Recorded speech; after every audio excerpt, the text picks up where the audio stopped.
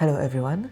Today I wanted to show you 5 completely free effects in the Edit tab in DaVinci Resolve that can enhance your videos and make them stand out. And also, I've just created my Patreon account, so if you like my videos, please do consider supporting me there. I'll leave you a link to it below this video. But now, let's just move to the first effect.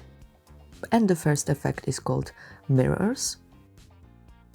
And today again I am using DaVinci Resolve 18.5, but don't worry, if you have the previous version of Resolve, you will also be able to use these effects. So I just have to go here to the effects, and then in the open effects, I will search for mirrors, and I will simply drop it onto my clip. And this is what we've got. But here in the inspector, we have a lot of settings we can change.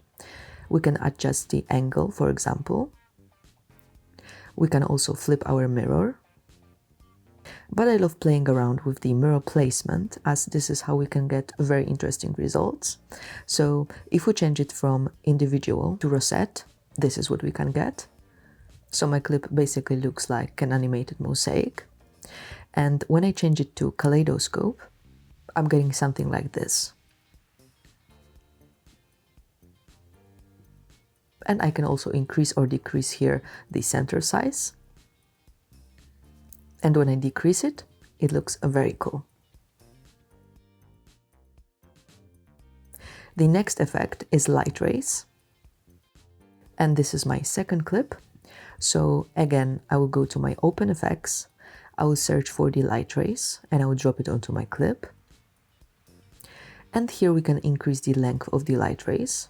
Then we can increase or decrease the softness, and we can increase or decrease the brightness, depending on how intense we want this effect to be.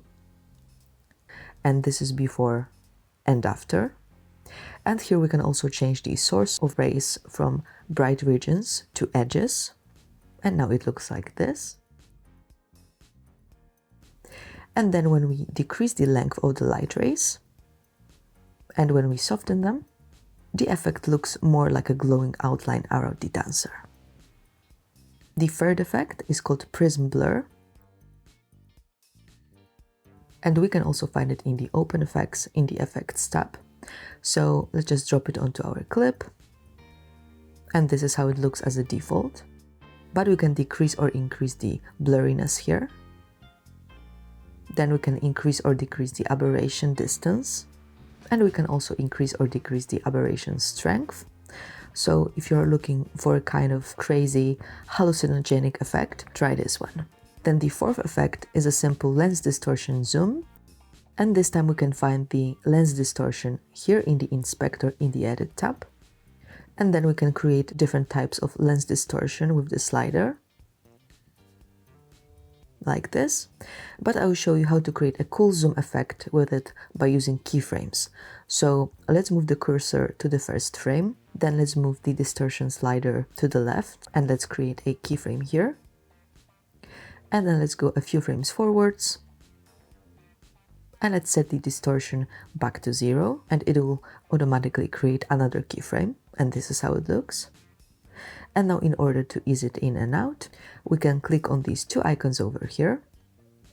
And let's stretch out our timeline. And now I can simply highlight my keyframes and ease them in and out by using this icon here. And this is how the clip looks right now. And the fifth and the last effect today is a noise background. And I'll show you how to generate different animated backgrounds very quickly.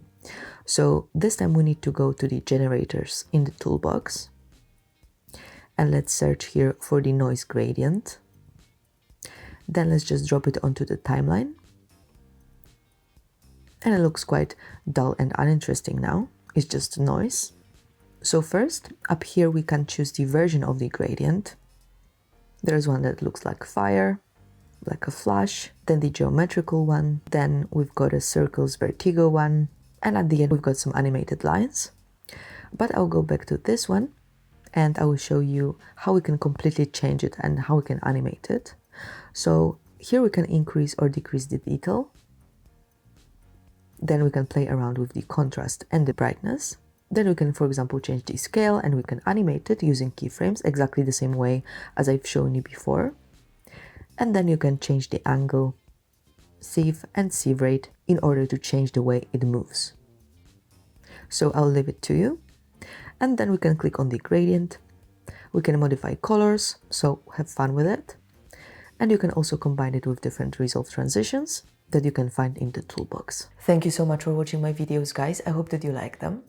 If you do, hit subscribe and don't forget to leave a comment below. See you soon.